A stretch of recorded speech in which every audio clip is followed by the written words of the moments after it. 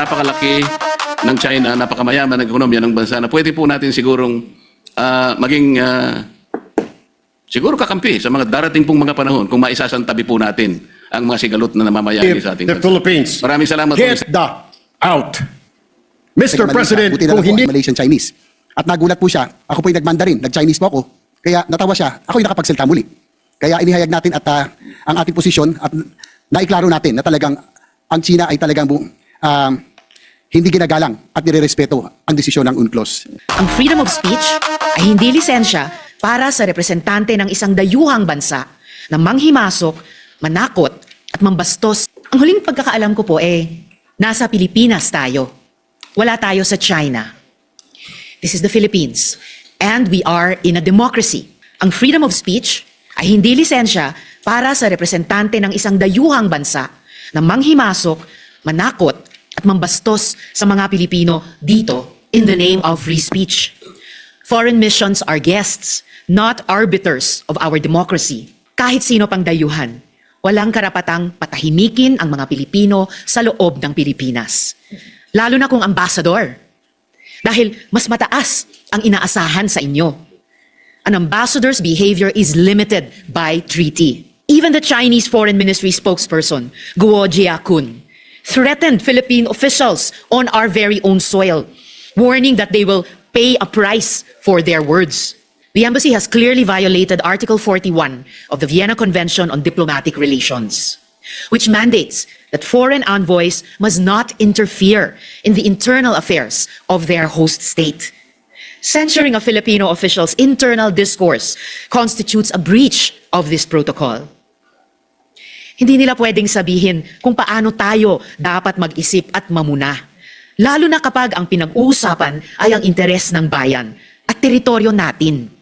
No embassy gets to decide who among Filipino officials is qualified to speak on Philippine interests. Sa mamamayang Pilipino tayo mananagot at hindi sa kinatawan ng ibang bansa. Pero ang Chinese embassy, hindi pa nakontento sa panghaharas nila sa atin sa laot. Kahit online, para silang may quota ng pambabastos laban sa representasyong ito. Malinaw na malinaw ang pangalan ko sa official Facebook page nila, Mr. President. Target rin nila si Commodore J. Tariela, si Senador Kiko Pangilinan, pati ibang Pilipinong hangad lamang ay magsabi ng mga katotohanang nangyayari sa ating karagatan. Makikita nyo po sa PowerPoint ko ang mga oras ng mga post nila patungkol sa akin. They kept replying and replying and replying to my Facebook posts. Sunod-sunod na pangiinsulto sa akin at sa ating mga institusyon na para bang may quota. Sa totoo lang, mas marami pa akong media landing sa page ng Chinese Embassy kaysa sa mainstream media. Mapapatanong ka na lang talaga, official page ba ito ng isang embahada o ng isang troll farm? Operation na yan At yang kabit-kabit at coordinated attacks nila, matagal nang babala sa atin ng Armed Forces of the Philippines. Hangad nilang hatiin tayong mga Pilipino at ang hahanay ng militar. Guluhin ang isip ng taong bayan at pahinain ang loob natin sa West Philippine Sea. Kaya Mr. President, dear colleagues, nananawagan ako ng agarang investigasyon sa disinformation network na yan dito sa Pilipinas. Kapag mga sundalo at opisyal natin ang ginugulo, usapin na ito ng national security.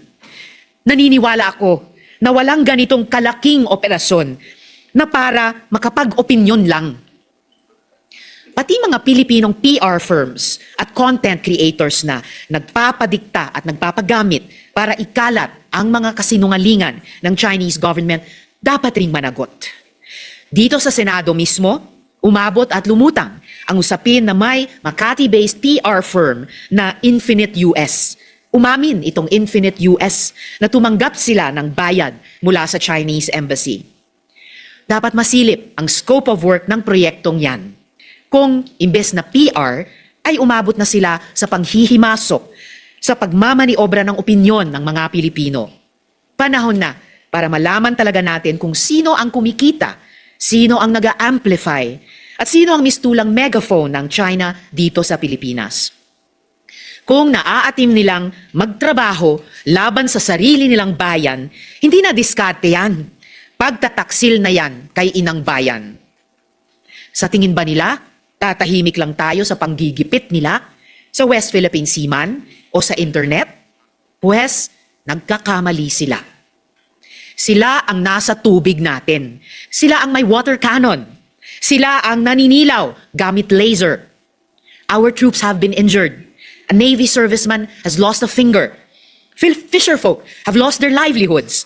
Our marine environment, our natural wealth has been damaged and destroyed. Our quarrel is not with China or the Chinese people, but with the heavy-handed policies of their government. And now, the Chinese government has the gall to play victim over a cartoon? Come on, Mr. President. Pero pag Pilipinas ang ginawan nila ng cartoon, biglang okay lang ang pangungutya. Kasi sa mga Chinese Communist Party newspapers tulad ng Global Times, ginagawan rin nila ng cartoon ang Pilipinas at mga liderato ng ating bansa. Ganyan yata talaga ang ugali ng mga bully. Malakas mang asar, pero ayaw nilang napupuna. Tariela presenting China's current regime, including its president, as bullies, is not an overstatement. It is a clear and common fact. Instead of taking accountability for their government's actions, the embassy has twisted and turned facts to suit their propaganda. Instead of showing restraint and remorse for escalating tensions, they have doubled down on aggression. As 2026 began, the AFP already monitored a force of 13 Chinese vessels, comprising 3 PLA Navy warships, 6 Coast Guard cutters, and 4 maritime militia boats encircling Scarborough Shoal. As of January 2025-2026, the Armed Forces of the Philippines reported a swarm of 41 Chinese vessels, including Navy warships and maritime militia, actively trailing and harassing Philippine patrols. Their tactical focus has notably shifted from ramming government ships to directing their violence against our fisherfolk, effectively denying access to their traditional fishing grounds. Kaya sa Chinese embassy, huwag niyong niloloko ang mga sarili ninyo na ang pamumuna ng mga Pilipino ay kung anumang political theater kuno o kung anumang sinubo na naman sa inyo ng mga trolls ninyo. Kung naghahanap kayo ng katotohanan, eto, sasabihin ko sa inyo ang totoo. Chinese embassy, kayo ang problema.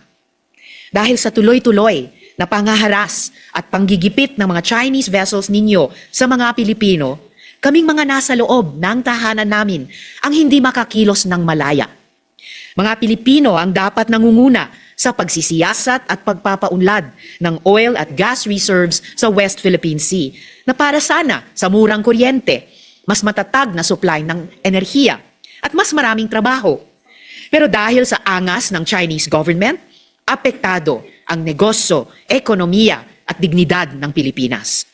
Yung mga isda na dapat nasa palengke natin, yung kabuhayang dapat nasa agrikultura natin, yung pagkain dapat nasa mesa ng pamilyang Pilipino, dapat hindi ibinabalato sa China. Panawagan ko rin po sa lahat ng ating mga kasamahan sa gobyerno, huwag po tayong matakot, huwag po tayong tumigil na magsalita at manindigan para sa ating inang bayan. We have the sworn duty to protect and defend the Philippines. At panawagan ko sa bawat Pilipino, maging mapagmatsyag, huwag tayong magpabola sa propaganda at kasinungalingan ipinapakalat nila. Alam kong hindi natatawaran ang dangal ng isang tunay na Pilipino. Kaya kapag may nakikita kayong paulit-ulit na script na ang tono ay magparaya na lang tayo sa Chinese government kuno, alam na natin kung ano yan. Pampahina ng loob at pangbabaluktot. Ginagamit nila ang demokrasya natin para lituhin at hatiin tayo bilang isang bansa. Mr. President, dear colleagues, makakaasa kayo, hindi rin po ako papayag na ipinahihiya tayo sa sarili nating bahay. Hindi natin o hindi tayo papatahimikin sa sarili nating demokrasya. Sa dagat man o sa social media, hindi natin tatantanan ang unti-unting panghihimasok ng Chinese government. Nasa Pilipinas tayo. At dito, Pilipino ang Pampanga nasusunod. Salamat Salamat po. po, Mr. President. Nung nakaraang linggo po, Mr. President, ako po ay inimbitahan ng bagong ambassador ng China doon po sa kanilang embassy na parang residente rin dito sa Makati. Ako naman po ay nagpaunlak sapagkat ipinadala po nila yung invitation sa akin.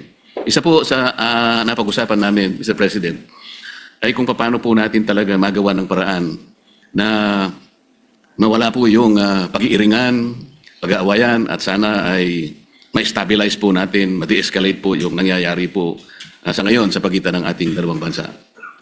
Ang sabi ko po sa kanya, Mr. President, ganun din po ang pakay ng aming bansa. Sino naman kako ang papayag naman na sa araw-araw kako na ginawa ng Diyos sa atin ay puro na lang kaguluhan ang nakikita. Hindi magiging pabor sa atin at sa ating mamamayan. Ang sabi po niya sa akin, Mr. President, na ito po ay gusto ko rin ibahagi sa ating Honorable Risa Ontiveros, Senator Ontiveros, ay yung kanilang kagustuhan talaga maisantabi natin. Yung dispute ngayon. Ang sabi ko sa kanya, bakit kasi nakikita natin yung mga barko ninyo, kung minsan binubomba ninyo ng tubig yung mga ilang mangingisda namin o kaya yung nagre-resupply ng aming provision sa Ayungin Shoal, hindi ba natin may iwasan yun? Sabi kong gano'n sa kanya. Alam mo, sabi niya, Mr. President, nung panahon ng dating Pangulo, ginawa na natin yun. We have a relative peace nung panahon na yun. Ang problema sa ngayon ay, maski ikaw, makikita mo naman, binanggit niya po yung nangyari sa ginawa yata ng spokesperson ng Coast Guard. At ng Task Force West Philippine Sea. O yun po, na Mabuting Ginoo. sana naman ay pakaiwasan din natin yung gano'n sapagkat kung negative naman yung nakikita rin namin, hindi na naman po pwedeng hindi naman kami sumagot sapagkat ang ginawa naman nila ay they depicted our president in a very negative manner. 3 cartoons yun na siyempre Pangulo namin yun, hindi naman pwedeng hindi namin sansalain o sabihin man lang sa inyong pamahalaan, wag naman ganito. Siguro, ang itatanong ko po sa inyo, Your Honor, si Ginoong Tariela po ba ang ating opisyal na tagapagsalita kung pag-uusapan ay ang relasyon ng ating bansa sa ibang mga bansa, particular na yung China? Salamat, Mr. President, at sa mabuting Ginoo mula sa Pampanga at Tarlac. Sa pagkakaalam ko po, Mr. President, si Commodore Tariela ay spokesperson ng Task Force West Philippine Sea na binuo po batay sa polisiya ng buong gobyerno natin ng whole of government approach sa ganitong kahalagang usapin ng foreign policy. At dala po niya yung updated na dokumentasyon ng ating mga kung may positibo at unfortunately mas maraming negatibong mga engagements ng gobyerno ng China sa ating karagatan, lalo na yung paghaharas po sa mga barko at mga ibang vessels ng Philippine Navy at Philippine Coast Guard, yung pagkait po sa ating mga mangingisda ng access sa kanilang kabuhayan sa traditional na fishing grounds natin, yung pag-iinteres din po nila sa ating mga gas and oil reserves sa ilalim ng ating karagatan. At sa lahat po, so far, nang nasaksihan ko pong mga pananalita ni Commodore Tariela, batid ko po ang kanilang paguyod talaga sa pambansang interes ng ating bansa. Partikular dun sa incident na tinanong ng good gentleman mula sa Pampanga at Tarlac, nagsasalita si Commodore Tariela sa isang forum, sa isa sa mga kolehiyo sa ating mga pamantasan, at ipinakita niya kung paano kumikilos ang gobyerno ng China led by the Chinese Communist Party at kanilang kasalukuyang presidente. Kung pagpapakita lamang po ng visuals para gawing mas dramatic o graphic para sa mga estudyante, aba po, matagal na pong nanguna ang gobyerno ng China sa ating bansa at sa ating gobyerno, pati po sa iba't ibang mga opisyal ng ating gobyerno. For at least 1 decade, Mr. President, ang mga opisyal na pahayagan ng gobyerno ng China ay nagpapakita ng mga visuals din and overwhelmingly derogatory po ang kanilang mga ipinapakita. Nilalarawan ang presidente ng Pilipinas bilang isang megaphone lamang ng ibang bansa, dinodrawing na parang marionettes lang ang ating bansa at ating mga Navy at Coast Guard vessels ng interes ng iba pang dayuhang bansa. Wala pong ipinapakitang respeto at tahasang pambabastos sa ating gobyerno. So, dun sa itinaing ni Ambassador sa good gentleman mula sa Pampanga at Tarlac, di hamak na mas maraming dapat iwasto sa kanilang pakikitungo sa atin, hindi lamang sa karagatan, dun sa maraming insidenteng nabanggit na, kundi pati sa paglalarawan, literally and figuratively, sa ating gobyerno at ating bansa kapag nagsusumikap tayong magtahak ng isang independent at interdependent foreign policy, Mr. President.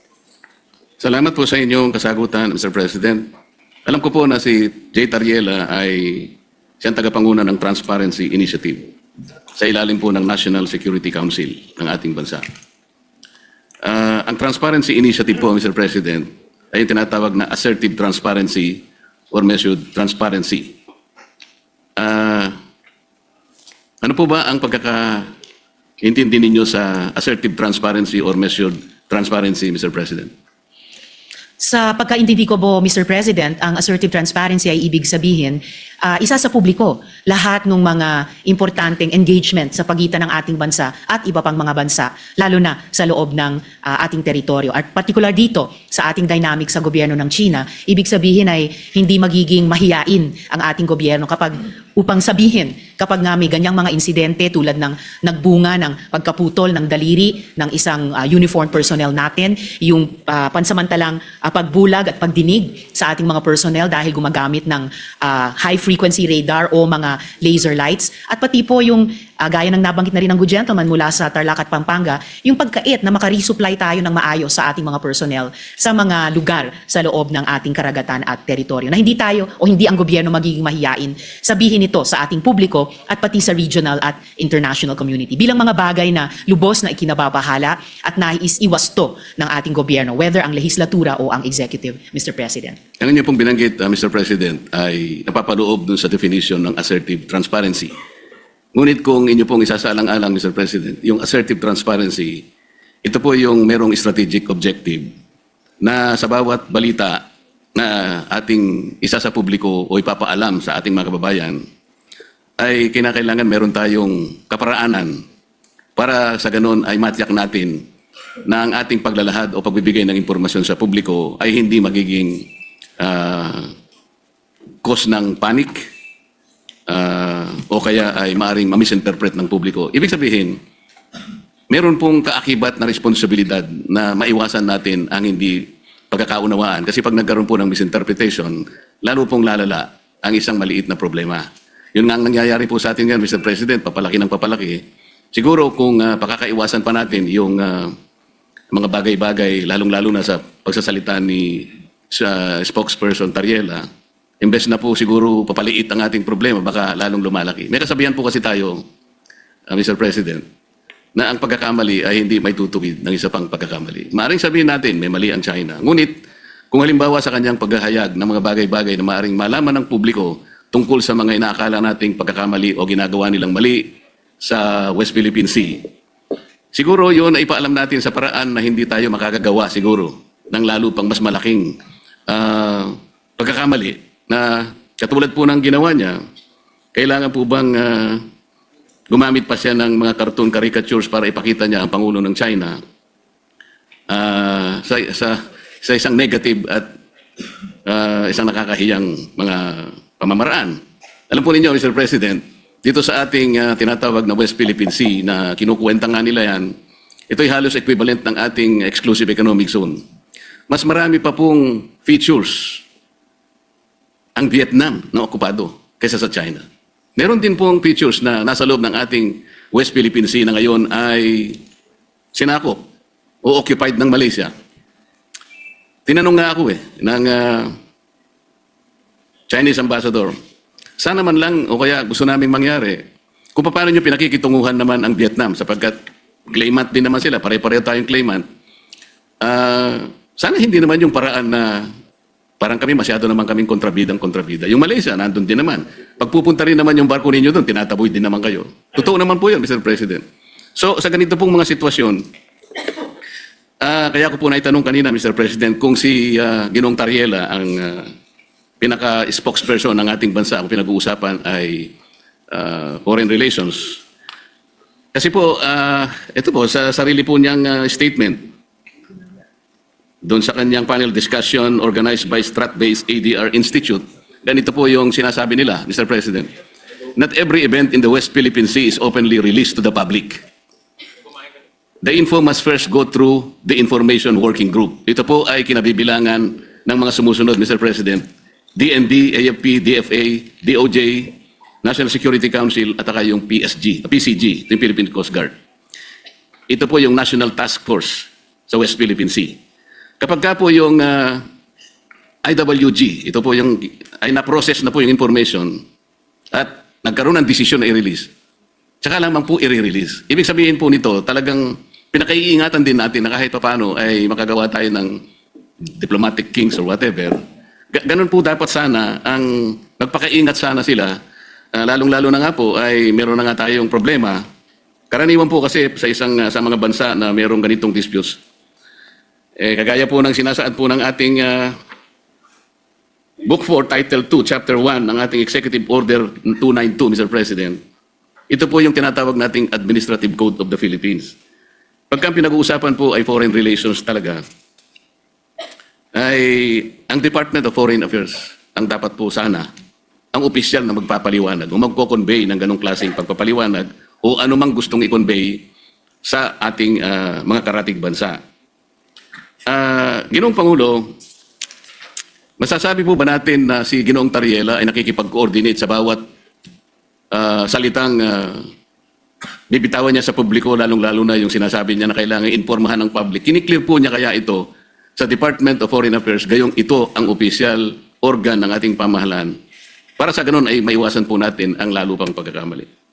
Sa tingin ko po, Mr. President, dahil meron tayong pong presumption of regularity, lalo na sa pagitan ng legislatura at saka ng executive, opo, nananalig ako na nagko-coordinate si Commodore Tariela, nagko-coordinate ang buong National Task Force on the West Philippine Sea sa lahat ng mga departamento na bumubuo at gumagabay sa kanila, lalo na ang Department of Foreign Affairs. At bilang miyembro ng legislatura, hindi po ako makikialam kung ano ba ang mga dynamics nila or kung maganda ba or hindi maganda ang kanilang working relationship on any one day or the other. Basta para sa akin po, bilang isang mambabatas, meron akong presumption of regularity dun sa pagkilos ng buong National Task Force on the West Philippine Sea, and in this particular case, lalo na kay Commodore Tariela. And i-shift po natin o lakihan po natin yung magnifying glass na meron po tayo ngayon. Ang problema po ay hindi kay Commodore Tariela. Ang problema talaga ay sa kondukta ng Chinese government, sa kasalukuyang dynamics. Kung sumasakit ang loob nila dahil ayon sa kanila masyado naman silang kontrabida. I'm sorry, in this particular case, sila talaga ang pinaka-kontrabida. Hindi po nila pwedeng sabihin na mas marami namang ino-occupy ang Vietnam, may mga kasalanan din ang Malaysia. Opo, alam natin may iba't ibang claimant country sa buong South China Sea at yung iba ay kumbaga karibal din natin sa mga claims natin bilang Pilipinas. Pero hindi naman ina-attack ng Vietnamese Navy ang Navy at Coast Guard natin. Hindi naman dinedenay ng Malaysia ang mga mangingisdang Pilipino makapangisda sa sarili po nating karagatan. At I beg to disagree, Mr. President, with all due respect sa Ginoo mula sa Pampanga at Tarlac. Ang pinag-uusapan po natin at ang pinagmumulan nitong mga malalim na pagkabahala natin, hindi po ito maliit na problema. Napakalaking problema po nito. Isa sa pinakamalaking problema natin sa ngayon. At ayaw nating magpanic, ayaw nating mag-misinterpret, pero saan ba nagsisimula ang maaring ikatakot? Saan ba nagsisimula ang hindi lang maaring, kundi nagiging talagang pagmumulan ng hindi pagkakaintindi? Yun po, in largest part, dahil sa kondukta ng Chinese government laban sa atin, lalo na sa karagatan, at ngayon, gaya po ng nabanggit ko kanina, pati na po sa internet, na kumbaga, sila nga ay nagiging problematic sa atin, gusto man natin pareho na lutasin ito, pero bukod sa ginagawa nila sa atin sa ating laot, sa Navy, Coast Guard, mga mangingisda, sa ating buong sambayanan, gusto pa nila patahimikin kapag may mga pinuno ng gobyerno sa executive man o dito po sa legislature na magrereklamo. Ang tawag ko po dyan, Mr. President, sa ugali ng Chinese government, gaslighting.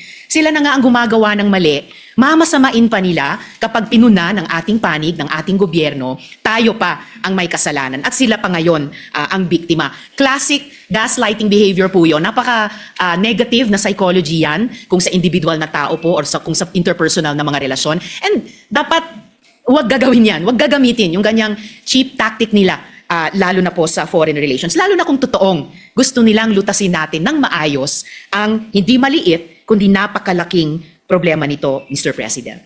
Mr. President, sa tanong ko po kanina kung ikinukonsulta ni Ginoong Tariela sa DFA ang kanyang mga ginagawa at pagpapahayag sa publiko, at ang sinagot po ay siguro naman po, maaari sapagkat yung pong presumption of regularity. Alam po ninyo, nakausap ko ang mismo ang Secretary of the Department of Foreign Affairs. hindi po siya nakikipagkonsulta. Sa totoo lang, sa tansya ko po, nung nag-uusap kami, ayaw din po ng DFA yung ginagawa ni Ginoong Tariela. Nahihirapan nga po sila. Yun ang pagkakasabi sa akin. Dahil imbes na makatulong sa kanilang gawain at sa kanilang responsibilidad na panatilihin natin, yung gawin ba nating kahit na medyo mahirap. Ang sabi ko nga sa Chinese Ambassador, Mr. President, alam kong mahirap ang kalagayan natin. Pero kung papayag ka na, ikaw baka ako naniniwala na pwede tayo magsimula na ang lahat ng isipin natin, lahat ng gawin natin ay mga bagay na pwede nating pagkaintindihan. Pwede tayong magkasundo. Doon tayo mauna. Iyon ba naniniwala ka? Naniniwala po sila, Mr. President. Kapag nagsimula tayo sa mga bagay na pwede nating pagkasunduan, halimbawa, sabi ko, yun na lamang ka akong mga isda. Alam ko, ako, ang isda. Walang may-ari niyan. Common yan eh. Yan pwede nating pag-umpisahan sa pamagitan ng traditional fishing rights. Sapagkat yung prinsipyo niyan, sabi kong ganyan, although it is covered by international law, hindi ka ako pinag-uusapan dyan ng teritoryo. Kasi kapag ka ang pag-uusapan, napunta na sa teritoryo, problematic na eh. Pero pag-usapan muna natin ang mga isda. Sabi ko sa kanya, Sir President, nagawa ninyo sa Vietnam, nagkaroon kayo ng gulo dyan. Pero bakit nyo nagawa? Nagkaroon kayo ng agreement na partisyon nyo ang isang sukat ng karagatan doon sa Tonkin Gulf sa Vietnam. Nakagawa rin kayo ng ganyang klaseng pag-uusap at kontrata sa pagitan ng inyong bansa at ng Vietnam. Tungkol sa isda rin. At kahit maigting ang labanan ninyo sa pagitan ng Japan at ang bansa ninyo, nagawa nyo rin sa Japan. Ibig ko sabihin, mayroon 3 pangyayari dito sa panig ng ating mundo na nagawa nating ayusin kahit isda lang ang pinag-umpisahan natin. Hindi ba natin pwedeng gawin dito sa ating bansa? Sabi niya, pwede. Kaya lang, pakaiwasan naman natin itong ganito kasi, sabi niya. Kami naman nakahanda naman kami. At alam ko, Mr. President, nabasa ko sa dyaryo kaninang umaga, 17 yata sa ating mga fishermen ang kanilang sinalba. Mga bagay na pwede naman natin pasalamatan din sila. Kasi po kung, ako po, ayaw ko din ang ginagawa nila. At sinabi ko rin naman sa kanya ng harapan. Bilang Pilipino, sabi ko, masakit naman ka kung makita ko yung aming mga mangisda na talagang kinakanyon yun ng tubig. Naintindihan naman namin yun, sabi niya. Kaya ang gusto namin, makagawa tayo ng mapag-umpisahan natin. Ngayon, kung halimbawa si Commodore Tariela, habang nag-uusap tayo, nagpapakita ng ganitong mga memes at saka yung mga caricatures na negatibo, Mr. President, hindi po nakakatulong eh. So ano po ba yung ating moving forward? Wala na ba tayong gagawin kundi puro patutsadahan na lang? Hindi po makakabuti sa pagitan ng dalawang bansa natin. Kaya lang naman po ako tumayo para imungkahi ang ilang bagay-bagay sana na makakatulong. Maaring mahirap po sa umpisa. Ang imumungkahi ko nga po sana, Mr. President, kung meron po tayong panahon sa ating mga committee hearings, imbitahan po natin ang Coast Guard, ang Department of Foreign Affairs, at kung sino po ang may kinalaman dito sa West Philippine Sea o kung tawagin po natin ay Exclusive Economic Zone sa pagitan ng napaloob po sa South China Sea. Para po yung komplikasyon po dito na napakarami. Kasi yung batas po natin at yung ating administrative issuance na nangyari sa mga nakarang araw at yung mga ginawa nating batas kamakailan lang, hindi ko nagkakamali 2024, hindi po consistent talaga eh. Lilitaw po meron tayong mga bansa, meron po tayong mga features na inoccupy natin. Labas po sa ating exclusive economic zone. Ipakikita po natin yun. Kasi kung wala tayong masusing pag-aaral, nababanggit ko nga po kung minsan, Mr. President, hanggang ngayon, wala po talagang malinaw na coordinates kung ano ba talaga ang pinaka-area ng ating West Philippine Sea o Exclusive Economic Zone. Siguro magsimula po tayo doon kasi yung iba, misinformation na po yung lumalabas eh. Napaka-komplikado po nito kung pag-uusapan po natin yung mga features na yan at kung ang magiging centerpiece po ng ating foreign policy, ipag-awayin na lang natin ang mga bato sa South China Sea. Palagay ko po nalilihis po tayo. May malaki po sigurong mga dapat pag-usapan at napakalaki ng China, napakamayaman ng ekonomiya ng bansa na pwede po natin sigurong siguro kakampi sa mga darating pong mga panahon kung maisasantabi po natin ang mga sigalot na namamayani sa ating bansa. Maraming salamat po, Mr. President. Maraming salamat po sa ating Senator Risa sa pagkakataong ibinigay po sa inyong lingkod. Salamat po. Salamat po, Mr. President, at sa mabuting Ginoo mula sa Pampanga and Tarlac. Pwede ba nating maging kakapi ang China? In principle, bakit hindi? Pero pwede ba nating maging kakampi ang China kung ipagpapatuloy niya ang pinaggagawa niya sa ating karagatan, sa internet, at nagsimula na siya, laban na sa mga opisyal ng ating gobyerno, both sa executive at sa legislature. Wala akong maalalang previous incident, Mr. President, na kahit sinong ambassador ng ibang bansa dito sa Pilipinas ay nag-post sa embassy page nila ng ganyang banta ng kanilang spokesperson ng Chinese Foreign Ministry laban sa mga opisyal natin na nagsasalita lamang para sa pambansang interes. Pati kay Senator Erwin, meron na po silang post na Mr. Senator. Bukod kina Commodore Tariela, Senator Kiko, Representatives Chel at Laila, at sa akin din po. Pwedeng maging kakampi kapag itinigil yung ganyang mga gawi ng isang hindi kakampi. Mga gawi ng isang hindi kaibigan. Pwedeng maging kakampi. Hindi simpleng isa-isang tabi yung sigalot na sabi nila tayo ang may kagagawan, na kapag nagreklamo tayo, tumutol tayo sa kanilang maling gawi sa ating Navy, Coast Guard, mangingisda, bayan, sasabihin nila, masyado naman kayo isa-isang tabi niyo yan. Hindi po. Yan ang gustong mangyari ng isang bully tulad ng gobyerno ng China, na hindi sila maging accountable sa ginagawa nila sa atin at simpleng iaatras natin ang ating pagreklamo.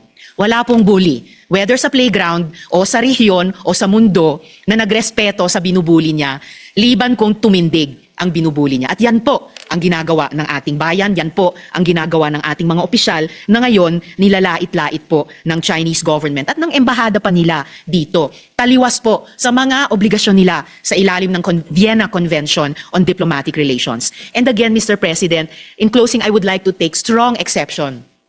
Hindi po patutsada. Hindi po patutsada ang ginagawa ni Commodore Tariela. Hindi po patutsada ang ginagawa ni na Senator Kiko, Senator Erwin, Representative Chel, Representative Laila, ako at dumadami pang mga Pilipino. Hindi po patutsada lang yan, Mr. President. Yan po ay seryoso at marubdob at sa kaso ni Commodore Tariela matagal nang pagtutol sa maling pagtrato sa atin ng ibang gobyerno at pagtaguyod po sa interes ng ating bayan. So, maraming salamat po, Mr. President, at salamat muli sa mabuting Ginoo mula sa Pampanga at Tarlac. At naway, narinig po pati ng ating mga lahat ng ating mga kababayan na patuloy po tayo maging mapagmatsyag at malinaw ang mga tenga at isip natin kapag nakakasaga po tayo at mukhang palawak ng palawak at patindi ng patindi ang ganyang disinformation o tahasang pagbabaluktot ng Chinese government o embahada nila dito sa Pilipinas sa mga totoong nangyari. Dahil saan po tayo magbabatay sa conflict resolution at saan po tayo babatay sa tunay na pagkakaibigan kung sakali, kung hindi sa katotohanan at President. katotohanan lamang. Salamat po, Mr. President. Mr. President, I rise today in defense of dignity, our national dignity. Spokesperson of the Chinese embassy recently lectured Filipinos and worse, Philippine officials on the limits of freedom of speech. We are told that criticizing a foreign head of state is completely unacceptable. Well, let me say this then, Mr. President. If you do not like how democracy works in this country, then you are free to leave the Philippines. Get the out. Mr. President, kung hindi nila gusto kung paano gumagana ang demokrasya sa ating bansa, malinaw po ang sagot. Layas. This is our house. Hindi sila ang boss natin at tayo ay mga tau-tauhan lang nila. To the Chinese embassy officials, you do not have the moral authority to lecture Filipinos about freedom of speech. Because freedom of speech does not exist in your country. It is not practiced, it is not protected, it is punished. So do not export censorship to a nation that fought, bled, and died to be free.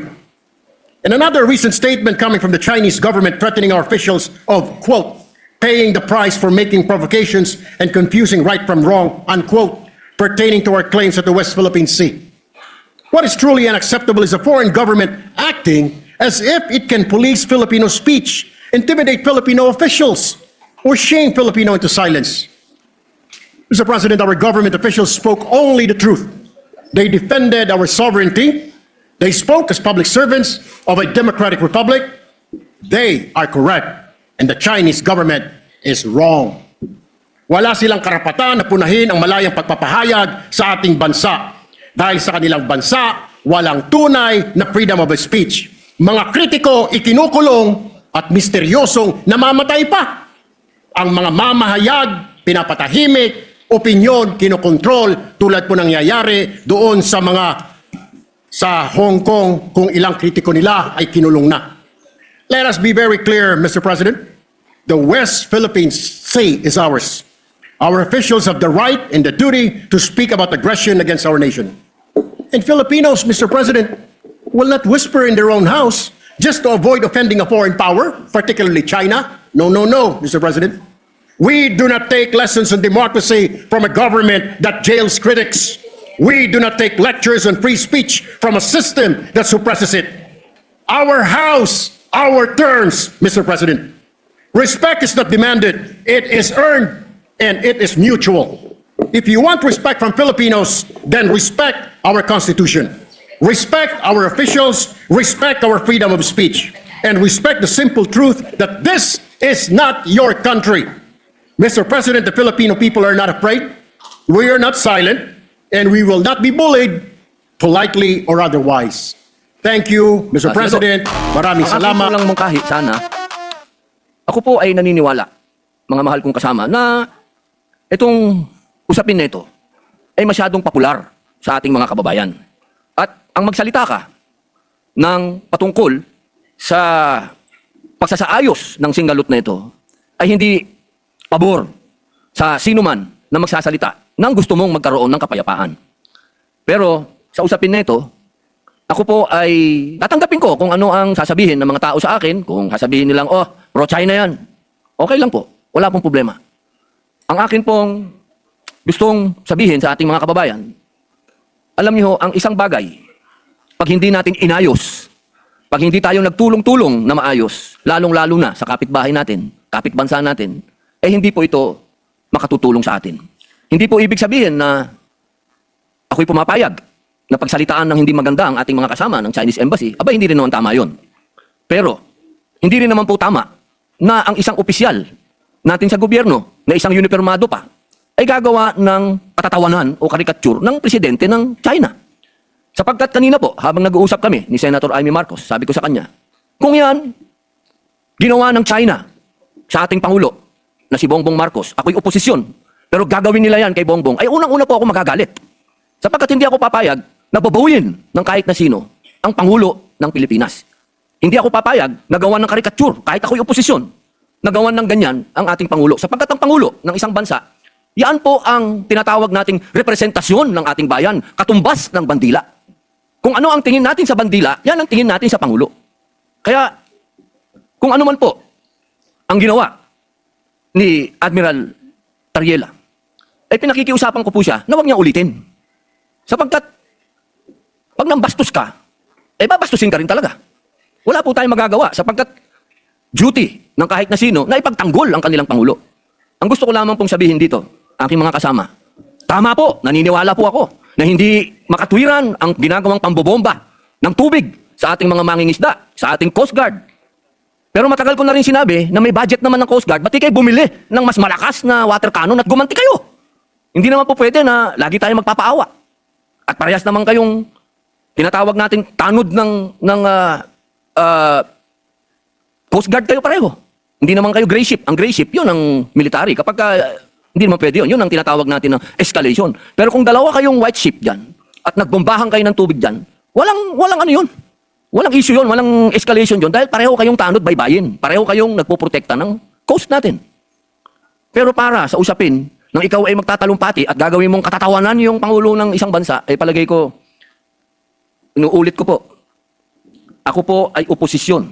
Pero kahit sinong gumawa niyan sa presidente ko, hindi ako papayag. Ako'y tatayo din at talagang makakatikim din sa akin yun ng mga salitang hindi niya makakain. Sapagkat sa akin, anuman ang political affiliation natin, pagdating sa Pangulo sa ibang bansa, iisa tayo. Solid dapat tayo, nakatayo dapat tayo sa Pangulo natin, pag-usapin na ng ibang bansa na. Kaya sana po, nakikiusap po ako sa Chinese Embassy at sa ating mga kasama na sana po ay matapos na ito, makapag-umpisa na po tayo ng magandang relasyon, pag-umpisahan natin ng pag-uusap, sapagkat, alam niyo po, meron din po tayong ibang mga kasinggalot. Tahimik nga lang tayo. Katulad po ng aking best friend sa Malaysia. Kasinggalot natin yan sa Sabah. Ilan ng Pilipinong naging stateless doon? Ilan ng Pilipinong dineport nila? Pero naging tahimik naman tayo. Wala naman akong naririnig. Kaya sana, kung ano po yung ginagawa ng iba din sa atin, pantayan din natin. Alam nyo, masakit sa akin magsalita ng patungkol sa Malaysia dahil kapatid ko mga Muslim yan. Pero ini-example ko lang po sa inyo na meron din tayong problema sa ibang lugar na meron din ginagawang pang-aabuso din sa atin na hinihingi ko din na magsalita din kayo. At sana, bilang panghuling salita, alam nyo, nung kailan lang nakita kami ni General Torre. Ang tingin ko dyan sa taong yan, kaaway ko yan. Sa ginawa niya kay dating Pangulong Rodrigo Roa Duterte. Pero dahil nagkita kami sa isang lugar na hindi namin dapat pag-usapan ang ginawa niya, kundi kami mga bisita sa isang lugar, kami naging, kumbaga, diplomat na rin kami. Kami naging mahinahon sa isa't isa. Sapagkat, yun dun po ay pagpapakita sa ating mga kababayan na hindi sa lahat ng oras ay palabang ka. May mga pagkakataon na pwedeng madaan sa usapan. Kaya po sana, inuulit ko po, wala po akong masasabing sa mga speech, sa mga statement ng ating mga kasama. Naniniwala po akong may katwiran po ang inyong mga sinasabi. Kaya nga lamang po, sana, pagsabihan din po natin yung mga uniformadong personel ng ating bansa na magdahan-dahan din lang. Pwede ka namang mag-speech na wala kang gagawing karikature o katatawanan ng isang Pangulo ng bansa. Yun lamang po, maraming salamat po, Ginoong Pangulo at sa ating pinunong mayorya. Majority Leader. Thank you, Mr. President. May we also recognize Senator J.V. Harris.